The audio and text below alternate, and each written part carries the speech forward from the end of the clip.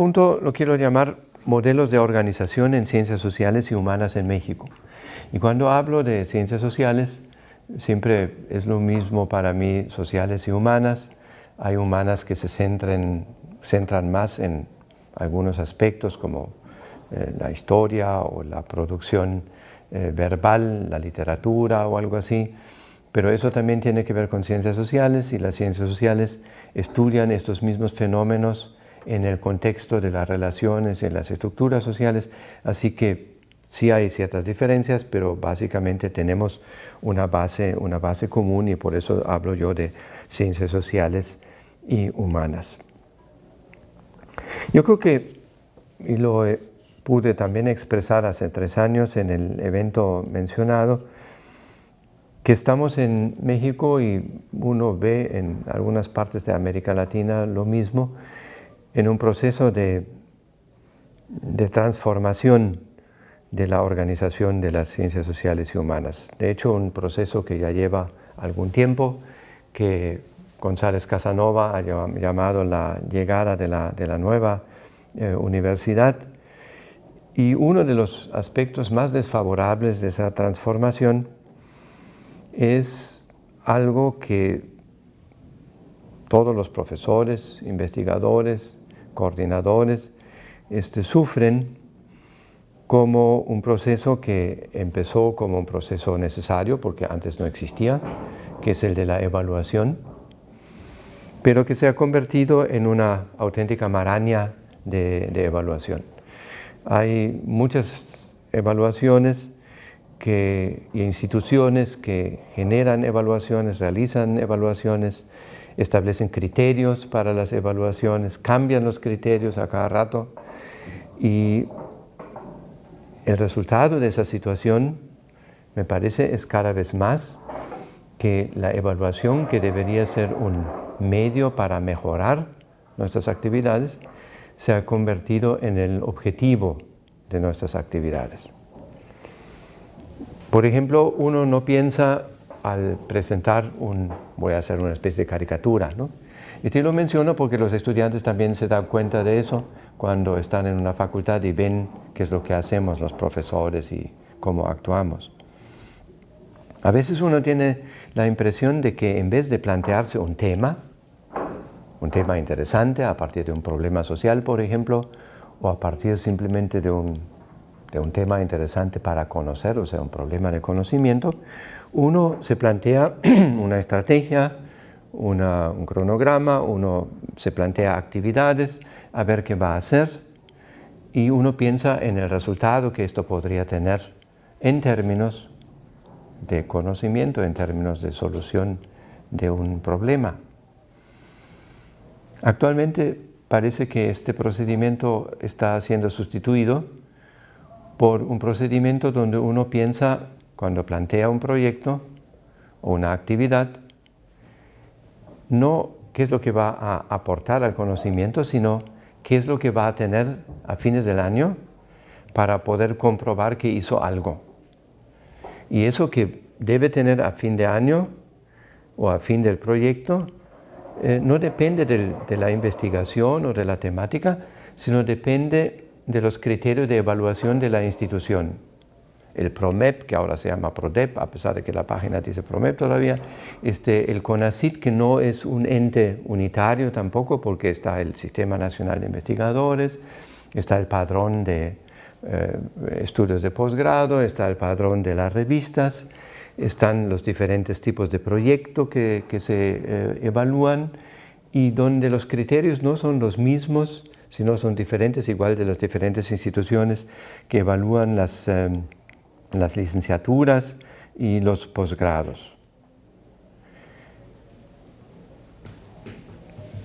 Además de todo, estas evaluaciones tienen una fuerte carga, o a veces son casi exclusivamente cuantitativas, ¿no? Y uno ve cómo esto poco a poco permea la forma de trabajar y permea el pensamiento de los académicos. Porque si no, ¿cómo, por ejemplo, puede ser posible que en un currículum que manda un académico a alguna parte, ya ni siquiera dice producción, sino dice productividad, ¿no? Es decir, producción medida por algún tipo de criterio, ¿no? Cuando él no tiene productividad, él tiene producción, ¿no? O ella. Y luego, a veces, y así se presentan incluso académicos en eventos que han hecho tantos artículos y tantos libros y dirigido tantas tesis, puro número, y uno no sabe ni siquiera qué tema estudian, ¿no? Es decir, estamos entrando a una racionalidad, si es que se puede llamar así, donde ciertas formas de evaluación, y algo se está discutiendo actualmente, ustedes lo saben igual, sobre la llamada reforma educativa, que tiene que ver con el desmembramiento del sindicato como una fuerza política en el país, como lo que iba a ser medio para mejorar se está convirtiendo en objetivo de las actividades.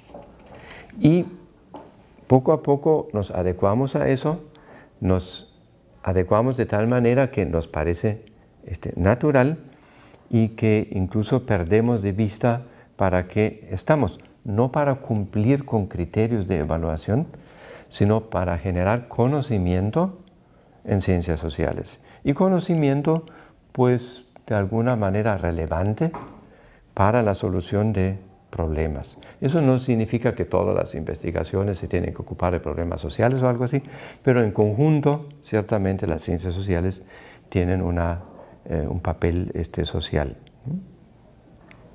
Entonces, a mí me parece que frente a eso, una historia como la del programa de cultura y de la revista, que no está en el padrón del CONACYT, ¿no? Puede ser interesante. No sé exactamente cómo se podría hacer, pero si uno lee que se publica en la revista sobre la historia, y mucha gente ha escrito en la revista de cómo le fue en el programa, cómo le ha ido en la revista, están los videos, las entrevistas que están en la página. Si habría alguna forma, me pregunto yo, de sistematizar esa experiencia para hacer algunas propuestas a las instituciones que nos imponen a cada rato ideas nuevas. La ANUYES, el CONACYT, el PROMEP, en las universidades algún funcionario que se le ocurre que ahorita se debería hacer así y así, muchas veces sin tener una trayectoria de docencia o de investigación, pero ha leído algo y dice, ahora vamos a hacerlo así, ¿no? ¿Por qué no lo vamos a hacer en vez de eso a partir de historias exitosas? Vamos a analizar esas historias y vamos a ver qué elementos se pueden derivar de estos. Para mencionar un ejemplo, en mi universidad me tocó en meses pasados la preparación de la evaluación del cuerpo académico, ¿no? Entonces, uno pregunta, bueno, ¿ustedes tienen relaciones con otros investigadores? Y yo digo, yo trabajo con tales y tales en tal lugar y a veces me invitan allá y participo allá y hemos No. Eso, quién sabe qué sea. Una relación tiene que ser una relación entre cuerpos, entre tres. De esos, uno a lo mejor no tiene que ser cuerpo, lo pueden leer en la página del programa, ¿no? Pero no es posible que tengan simplemente relaciones, tienen que ser siempre dos de cada cuerpo con dos del otro, ¿no? Yo no sé quién inventa esa matemática o geometría de las redes, y yo contrapondría contra eso, por ejemplo, las redes que tiene el programa de cultura, las redes que ha formado en diferentes etapas la revista, donde uno puede ver que están trabajando, colaborando, recibiendo insumos, aportando a otros grupos e individuos en otras partes del país, en otras partes de América Latina, incluso de Europa. ¿Por qué no podemos pensar las redes no a partir de alguna idea que luego se impone en todo el país, con cuerpos académicos y relaciones de entre dos, porque si no, no cuenta, y esas cosas que uno francamente no sabe quién inventa esas cosas, en vez de ver cómo hay grupos que están en red y ver cómo ellos lo hacen, cuáles son sus problemas y cuáles son sus necesidades, ¿no? En ese sentido, pienso yo, podríamos pensar en aprender algo de esta historia, ¿no? Algo de esa historia donde si encontráramos una forma de hacerlo con el programa de cultura, sería un servicio realmente para todo el país, no solamente para la Universidad de Colima o para la revista o para el programa, ¿no? Hay otras historias de éxito, por ejemplo, por decir algo, algunos de los centros del Colegio de Michoacán, ¿no? Un centro que según toda la predicción no iba a funcionar en un lugar apartado de la provincia, ni siquiera la capital del estado, en un lugar donde no había nada de investigación científica, y una de las pocas bibliotecas de ciencias sociales que merecen ese nombre están en Zamora, ¿no?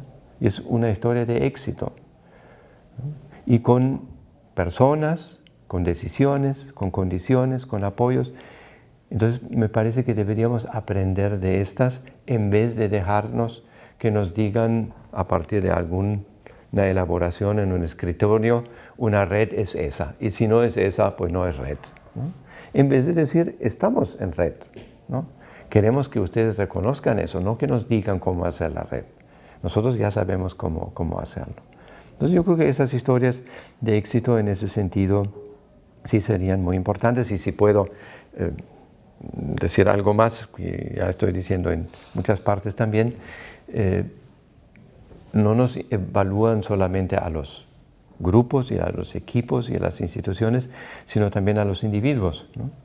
Y nos dicen un buen investigador es esto y aquello. Y ¿por qué no en programas que funcionan, los programas formulan unos criterios y dicen un buen investigador, un buen docente, un buen universitario, un profesor asociado, un buen titular, es eso? No un heroico, ¿no? Que luego se tiene que divorciar porque trabaja los fines de semana y todo esto, ¿no? Sino un buen investigador, ¿no? Y eso no es una cuestión de puntos, ¿no? A lo mejor a veces lo cuantitativo puede ayudar, pero yo creo que actualmente lo cuantitativo está tergiversando y está más perjudicando que ayudando.